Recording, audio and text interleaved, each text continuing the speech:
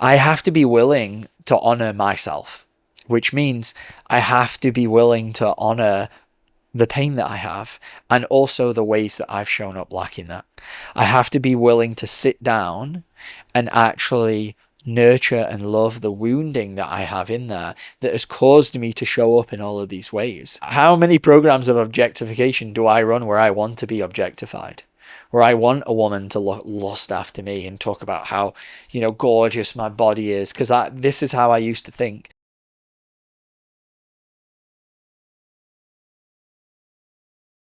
The Way of Honoring. This is Way of Oneness number 11. We're working through Rachel Fiori's 20 Ways of Oneness. And today we're going to be talking about the Way of Honoring. Now, the Way of Honoring, when I activated this frequency, the first thing that comes up for me is the lack of sacredness that we have on this planet. And this is a byproduct of patriarchy. So everything that this world has done to us as humans in terms of the process of severing that we go through as we get born into this cult system of patriarchy, we learn to dishonor anything sacred. We learn to dishonor the feminine energy that we come from, that we are, that we're supposed to exist and live as here. We learn to destroy that. And this is especially true for us as men. So as a man growing up in this world, I have been taught to run programs of entitlement. I mean, this is rape culture. So we get rapey, we get gross, we get disgusting, we objectify. And every time that we objectify, every time that I've watched porn, every video that I've watched where I've lusted after another woman, that is dishonoring the feminine. That is dishonoring her. And whether or not I'm talking about man or woman, dehumanization is dishonoring, capital H, her. We objectify, we dehumanize, we dishonor. We rip out anything sacred from this world because the sacred parts of this world are what hold the true essence of power and our being. And in this realm, in this world of patriarchy, it's that consciousness and the beings that have chosen to overtake this planet with that and choose to exist as that lack that ability to connect to feminine power. So what does one do when I don't have power? Well, I feel powerless. And in this world, what have we learned to do, especially here as men?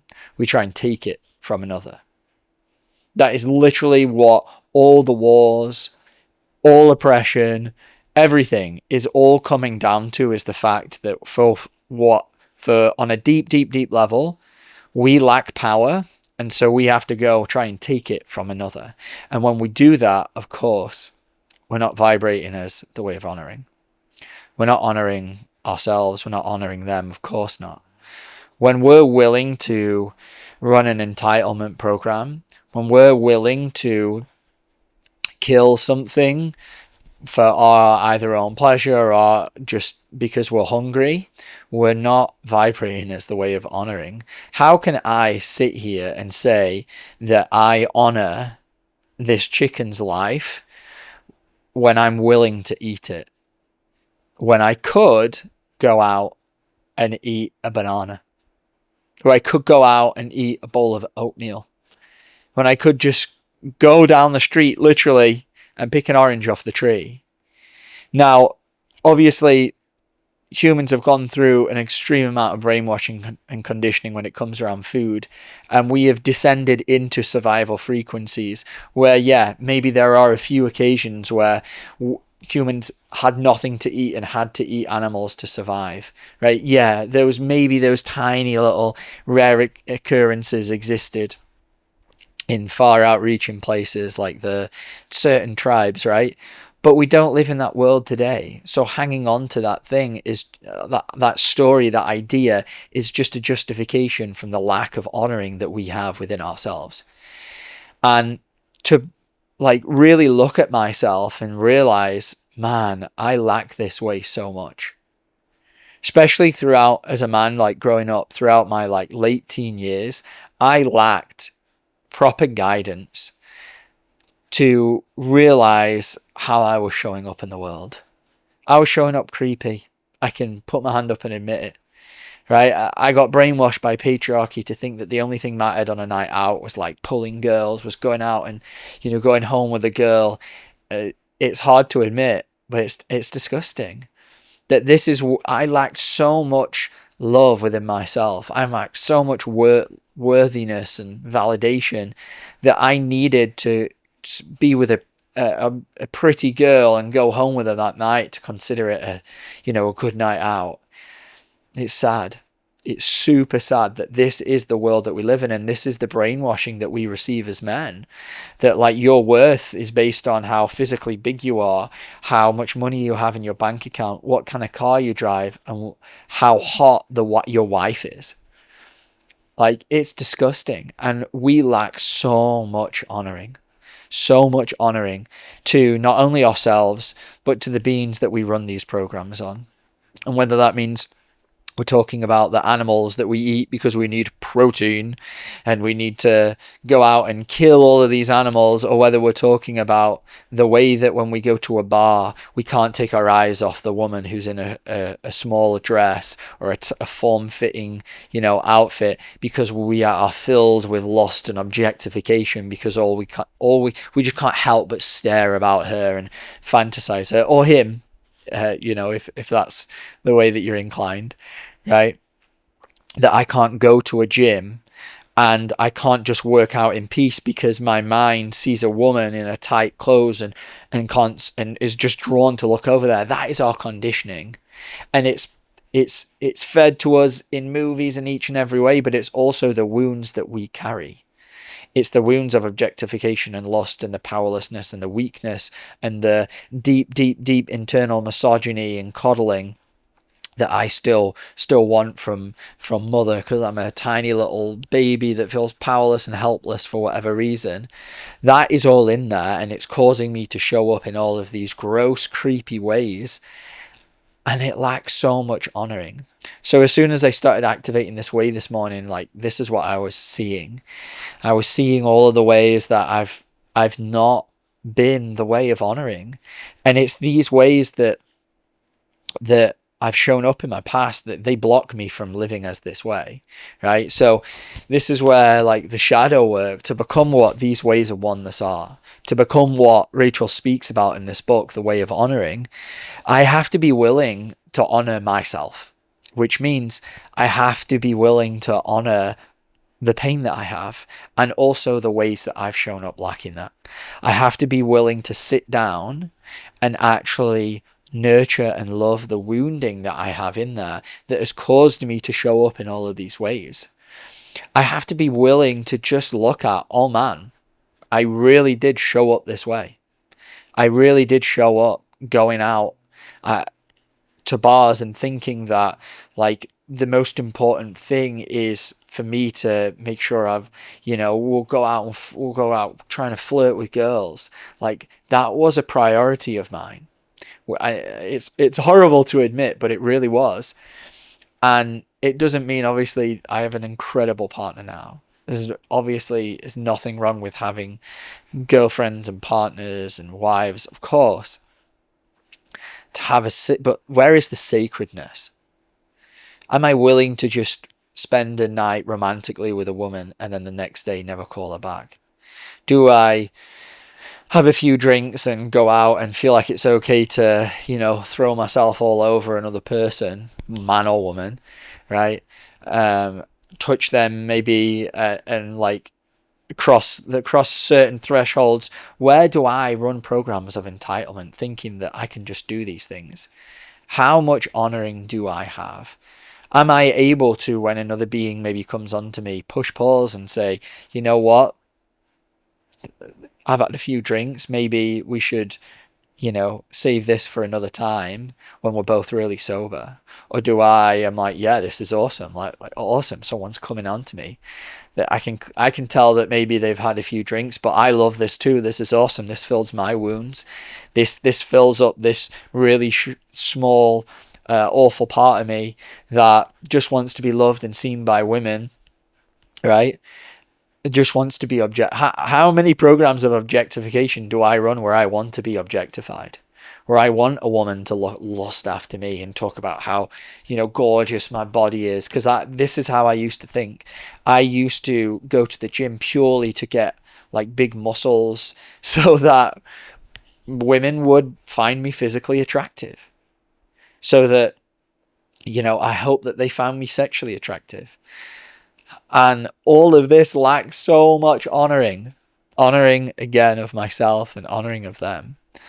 And learning how to become this way. Whenever I stop and I drop in, and just like today when I did this activation, it brings me into this place of like humility. And I know that's a way of oneness that's higher than this that we'll get to in a few days. But it always brings this like humble sacredness of like, oh wow.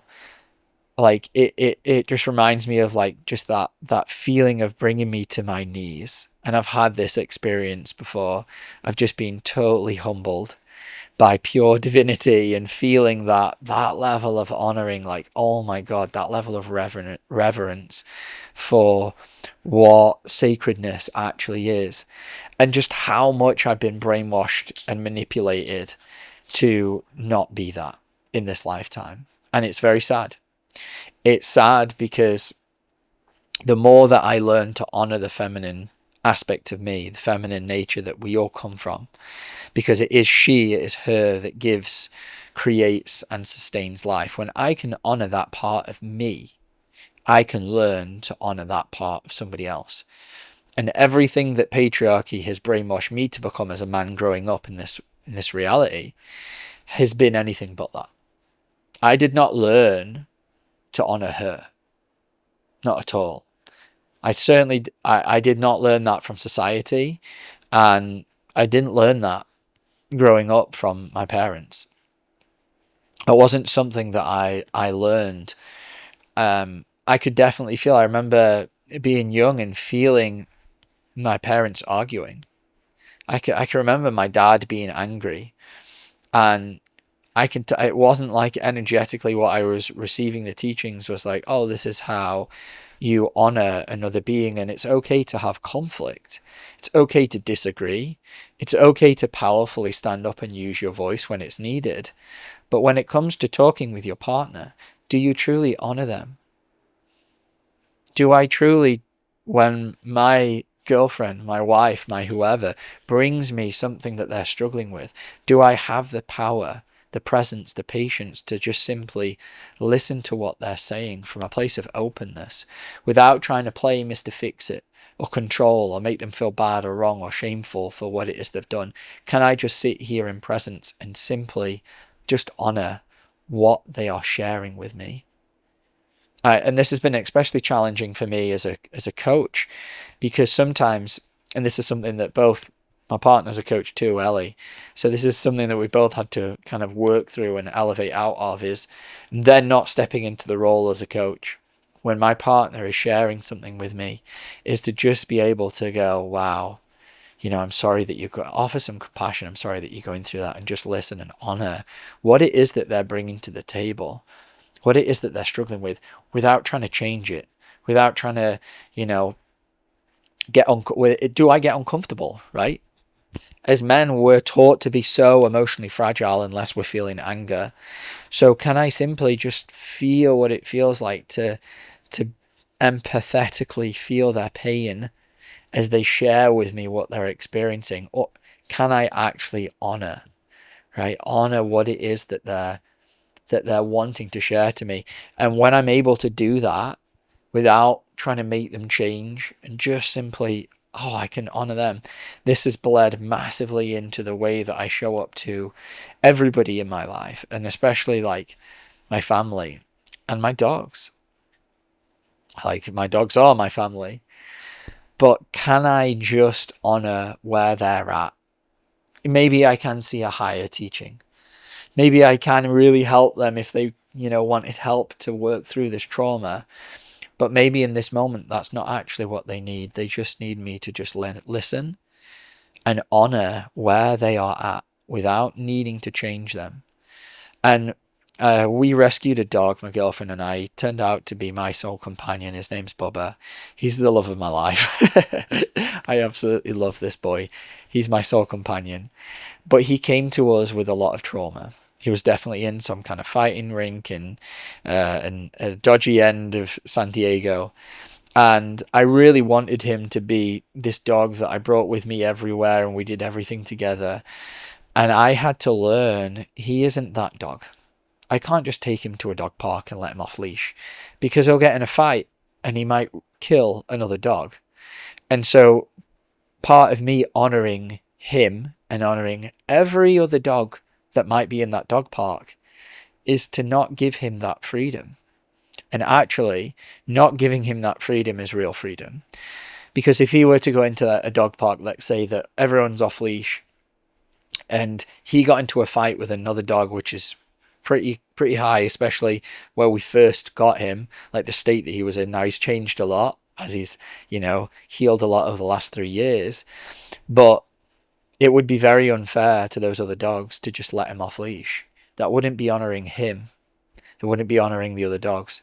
And I've had to learn this with him. It's not about what I necessarily want. I would love for him to be that free and for us to just go to every single place and just let him off leash, or be able to bring him to every single restaurant. But the truth is that he has a history that needs a lot of work and a lot of love and a lot of attention.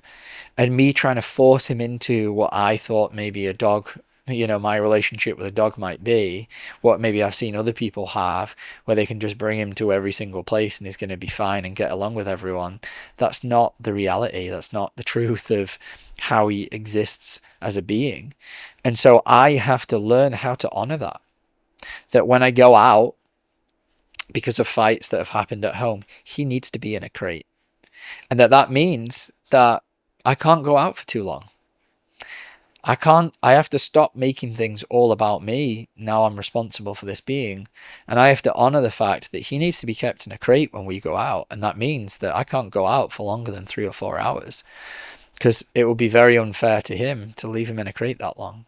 But it would be very unsafe and unfair to all the other beings in my house, that if I was to leave them all together and something bad happened, that would be on me.